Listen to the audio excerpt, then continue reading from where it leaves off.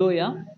ஆவியில நடக்கிறது அப்படின்னா அந்நிய பாஷை ஜெபிக்கிறது ஆவியில நடக்கிறது. ஆனா அது 2வது காரியம் தான். மிக முக்கியமான காரியம்னா உங்க ஆவியில கிறிஸ்து இருக்கிறார். கிறிஸ்து நீங்க எங்க இருக்கிறாரு? பரலோகத்துல இருக்கிறாரா, உங்களுக்குள்ள இருக்கிறாரா? உங்களுக்குள்ள இருக்கிறாரு, பரலோகத்திலையும் இருக்கிறாரு. அவர் எல்லா இடத்துலயும் அவர் தொழுது கொள்ள காலம்னு சொல்லிட்டு இல்லைங்களா? எல்லா இடத்துலயும் இருக்கிறாரு. ஆனா உங்க ஆவியில் இருக்கிற அந்த உணர்வுக்கு, அந்த வழி நடத்துதலுக்கு அவர் கிரியை செய்ய நீங்க விட்டுட்டு விடுவீங்க அப்படின்னா நீங்க ஆவியில வாழக்கூடியதுல ஒரு காரியம் செய்யும்போது இப்ப என்ன பண்ணும்?